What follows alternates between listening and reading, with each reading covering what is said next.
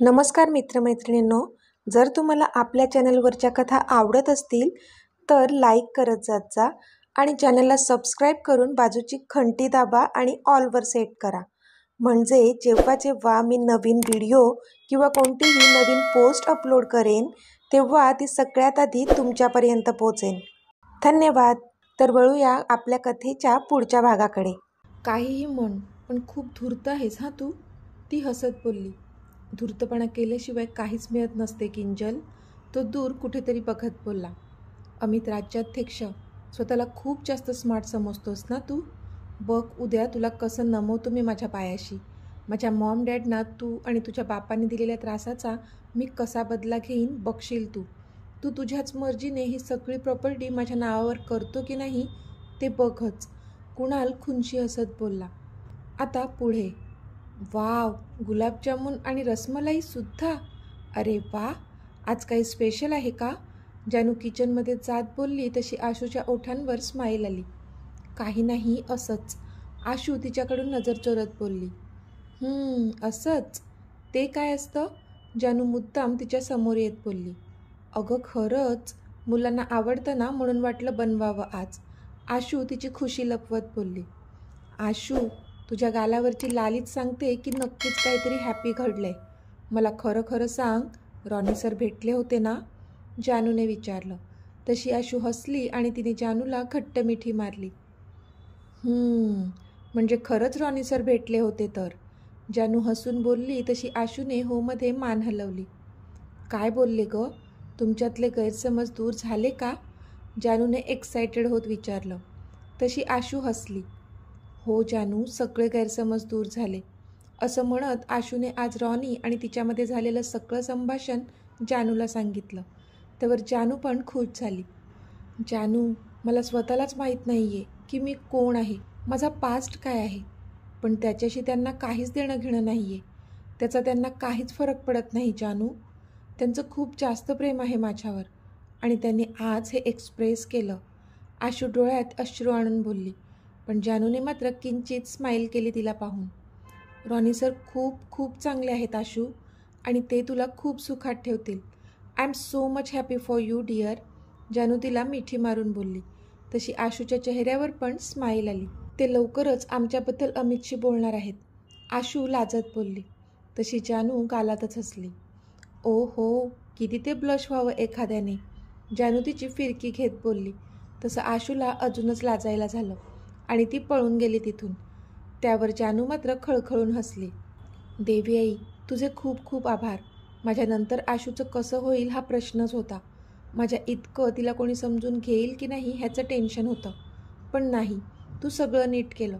तिच्या आयुष्यात रॉनी सरांना आणलं आणि ते तिची माझ्यापेक्षा पण खूप जास्त काळजी घेतील. विश्वास आहे माझा त्यांच्यावर. जानू मनातच देवी आईचे आभार मानत होती. इथे अमितने रॉनीला घरी जाण्यास सांगितलं आणि तो आता बेडरूममध्ये आला होता. फ्रेश होऊन तो बेडवर आडवा झाला, पण डोक्यातले विचारचक्र मात्र सुरूच होते. अगदी डोळे बंद करूनही त्याला सतत जानूचा तो रडवेला चेहरा आणि मानवचा निरागस चेहरा समोर येत होता. त्यामुळे कैक पटीने कुणालसाठी राग दाटून येत होता. शेवटी कसेबसे डोळे मिटले त्याने आणि झोपण्याचा प्रयत्न करू लागला तो. अहो, झोपलात काय? रीमानी रामना विचारलं. नाही अगं, बोल ना, काय झालं? रामने विचारलं. काही नाही, म्हणजे मला ना सतत आज भीतीसारखी वाटते. जणू काहीतरी अघटित घडणार आहे असं वाटत आहे, रीमा काळजीने बोलल्या. तसे राम तिच्याकडे काळजीने पाहू लागले.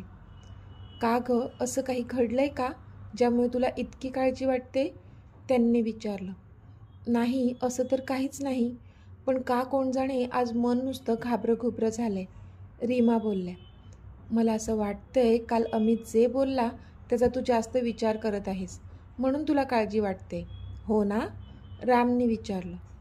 असेलही कदाचित, पण खूपच निगेटिव्ह वाईब्स येत आहेत मला. काही वाईट तर होणार नाही ना हो? रीमानी घाबरून विचारलं. असं काहीच होणार नाही आहे रीमा, तू जास्तच विचार करतेस. आता जास्त विचार करत बसू नकोस, झोप चल पटकन, राम बोलले. अहो, मला राहून राहून आज आरूची खूप आठवण येते. माझी आरू, असं म्हणत रीमा जोराने रडू लागले. रीमा, सांभाळ स्वतःला. आपली आरू जिथे कुठे असेल ना तिथे सुखात असेल. रामवर छताकडे बघत बोलले. त्यांचे डोळे पण डबडबले होते. त्या मोहनचं कधी चांगलं होणार नाही, ज्याने इतका निर्दयीपणा दाखवला. माझी प्रिन्सेस नुसती काका काका म्हणत त्याच्या मागे मागे करायची, पण त्याने काय केलं? जरा पण दया नाही का हो आली त्याला माझ्या बाळाची? आपलं सोडा, आपल्यावर तर राग होताच त्याचा, पण त्या कोवळ्या जीवाने काय बिघडवलं होतं त्याचं? तिच्यासाठी पण त्याचं काळीच फाटलं नाही का हो? माझ्या आरूला कायमचं दूर केलं त्या नराधमाने. कधी कधी चांगलं होणार नाही त्याचं. रीमा पुन्हा रडत बोलल्या. रीमा शांत हो. त्याच्या पापाची शिक्षा मिळाली आहे त्याला. तो त्याची शिक्षा भोगतोय. राम रीमाला समजावत बोलले. त्यावर मग रीमानी पण मान हलवली. चल झोपूया? रामने विचारलं. तशी तिने मान हलवली आणि मग बेडवर आडवी झाली ती. Hello, is everything ready? Kunal हळूच फोनवर बोलत होता. येस बॉस, जसं तुम्ही सांगितलंय अगदी तसंच सगळं रेडी आहे. आता फक्त उद्या संध्याकाळ व्हायची वाट बघायची आहे. समोरचा त्याचा माणूस एकदम गूढ आवाजात बोलला. गुड, पण आता ह्यामध्ये काहीच गफलत व्हायला नकोय. मला हे काम कसंही करून उद्याच पूर्ण करायचं आहे आणि कोणाला ह्याची खबर लागता कामा नये. कळलं? कुणाल भारदस्त आवाजात बोलला तशी समोरच्या व्यक्तीने होमध्ये मान हलवली. येस बॉस, कोणालाच काहीच कळणार नाही. आम्ही त्याची पूर्ण काळजी घेऊ. तुम्ही अजिबात काळजी करू नका, समोरचा माणूस बोलला. बरं ठीक आहे, ठेव आता, कुणाल बोलला आणि त्याने कॉल कट केला. अमित राज्याध्यक्ष, उद्या खूप मोठा धमाका होणार आहे. Just wait and watch, Kunal स्वतःशीच खुनशी हसत बोलला. अरे चला पटापट, किती उशीर करत आहात तुम्ही? आशू जिनू आणि मिताला सांगत होती. हो मासी, चिल, झालंच आहे आमचं. जिनू त्याच्या शूजचे लेस बांधत बोलला तशी आशू त्याच्याकडे डोळे बारीक करून पाहू लागली. जिनू, रोजचंच आहे तुझं हे. लवकर उठायला नको तुला. जरा तुझ्या पप्पांकडे बघ, ते किती पंक्च्युअल आहेत सगळ्या बाबतीत, आणि तू हा असा. आशू नकारार्थी मान हलवत बोलली. तसा आता जिनू तिच्याकडे डोळे बारीक करून पाहू लागला. जानू आणि प्रिन्सेस मात्र हसत होते त्यांना पाहून. झालं, चल, तो चिडूनच बोलला आणि मी त्याचा हात पकडत तिला घेऊन पुढे जाऊ लागला, पण पुन्हा थांबला आणि धावत जाऊन त्याने जानूच्या गालावर ओठ टेकवले. बाय मम्मा, तो बोलला तशी जानू हसली. बाय, जा आता, स्कूलला जायला उशीर होईल नाहीतर, जानू बोलली तशी आशू दोघांना घेऊन गेली. Good morning Maugham. अमित आत्ताच खाली उतरून आला होता आणि तो डायनिंग टेबलवर बसत रीमाना ग्रीट करत होता. Good morning. रीमानी पण त्याला हसून विश केलं. आज नाश्त्यामध्ये काय आहे स्पेशल? त्याने विचारलं. अरे तुझं डाएट फूड रेडी आहे, मी सर्व करायला सांगते, थांब, रीमा बोलल्या. नको मॉम, आज डाएट फूड नको, बाकीच्यांसाठी काय बनवलं आहे तेच दे मला, अमित बोलला. बरं, आज कांदे पोहे बनवले आहेत, तुझे फेवरेट, रीमा हसून बोलल्या. वाव, मग वाढ पटकन, तो बोलला तशा रीमा हसल्या. वाढते हां, रीमा बोलल्या. मॉम, डॅड कुठे आहेत? त्याने विचारलं. आलो आलो, डॅड बोलले. कुणाल त्यांची व्हीलचेअर घेऊन येत होता. ब्रो, ते आज रजनीश नाही आहे ना, म्हणून मी मोठ्या बाबांना घेऊन आलो, कुणाल फेक स्माईल चेहऱ्यावर ठेवत बोलला. तसं अमितने त्याच्याकडे पाहून कसंनुसं स्माईल केलं. गुड मॉर्निंग डॅड, अमित बोलला. गुड मॉर्निंग, राम पण हसून बोलले. कुणाल, गोव्याच्या साईडचे सगळे अपडेट्स मला दुपारपर्यंत हवे आहेत हां, अमित बोलला. पण त्याचं ऐकून इथे कुणालला मात्र रागच आला. म्हणजे जेव्हा बघावं तेव्हा फक्त ऑर्डरी सोडत असतो हा त्याच्यावर, म्हणून. येस ब्रो, मी सगळे अपडेट्स देतो दुपारपर्यंत, कुणाल हसून बोलला.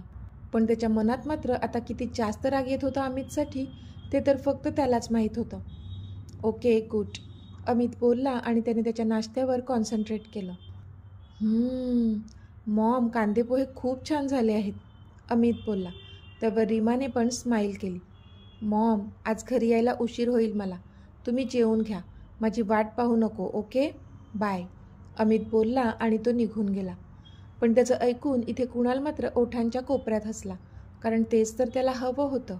घरात अमित नकोच होता त्याला, म्हणजे तो त्याचा प्लॅन इम्प्लिमेंट करू शकत होता आणि आता सुंठा वाचून खोकला गेला होता त्याचा, म्हणून तो खुश होता.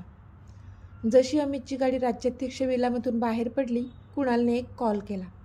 हॅलो, मी येतोय तिथे, तोपर्यंत काहीच करू नका, मिळाल्यानंतर तुम्हाला सांगतो पुढे काय करायचं आहे, कुणाल फोनवर बोलला. येस बॉस, समोरची व्यक्ती बोलली आणि मग त्याने फोन कट केला. कुणालने इकडे तिकडे बघितलं आणि तो त्याच्या गाडीत जाऊन बसला आणि त्याने त्याच्या ड्रायव्हरला लोकेशन सांगितलं. तशी आता ड्रायव्हर त्याची गाडी त्या लोकेशनवर घेऊन जाऊ लागला. जरा फास्ट ड्राईव्ह कर, कुणाल चिडूनच बोलला. तसं त्या ड्रायव्हरने गाडीचा स्पीड वाढवला. पण जसजशी गाडी पुढे जात होती कुणालच्या चेहऱ्यावर आश्चर्य पसरलं होतं. कुठे चाललंयस तू मला घेऊन?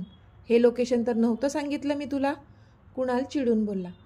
पण जसा कुणाल बोलला तसा ड्रायव्हरने त्याचा स्पीड अजूनच वाढवला.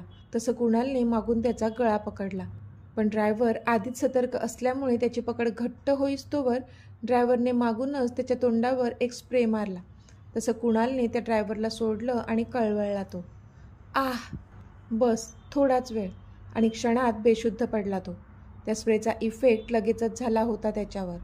तो जसा सीटवर पडला ड्रायव्हरने लगेच गाडीचा स्पीड वाढवला आणि त्याने ती गाडी इच्छित स्थळी नेऊन पोहोचवली. बॉस, काम झालेलं आहे, रॉनी बोलला. तो आता अमितच्या केबिनमध्ये आला होता.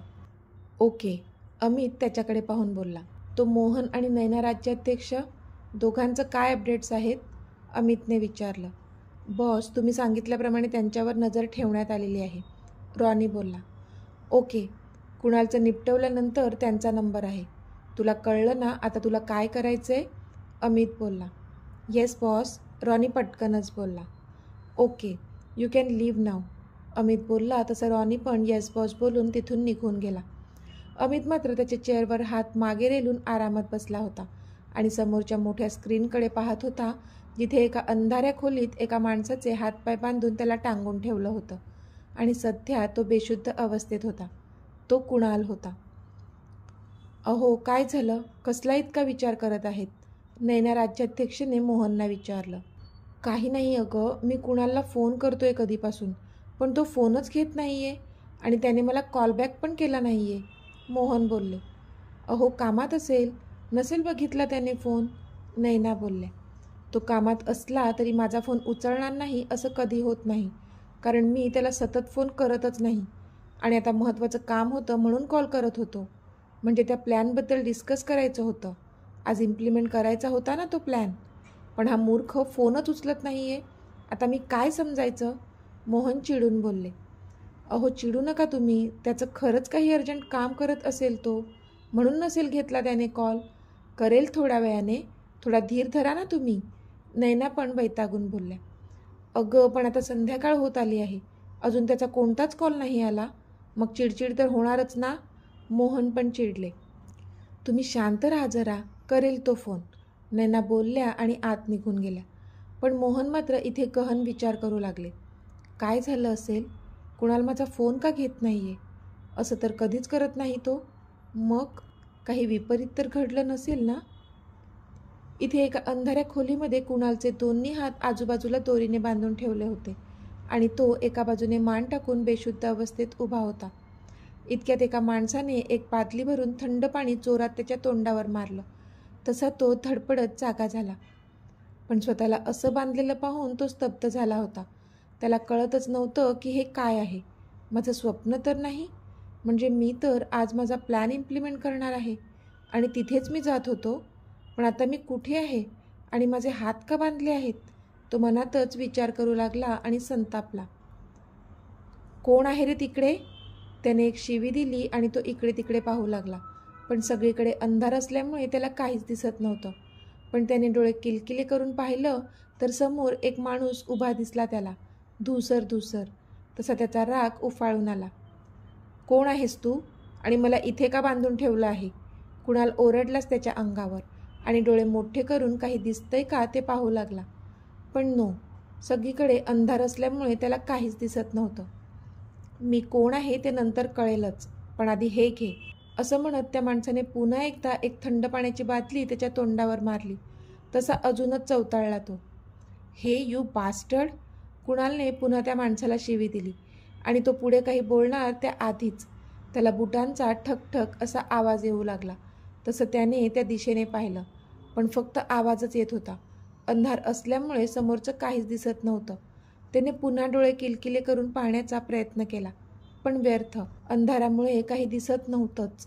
पण अचानक तिकडे असलेले लाईटचे फोकस पटापट ऑन झाले आणि त्याच्या डोळ्यांवर खूप सारा प्रकाश पडला.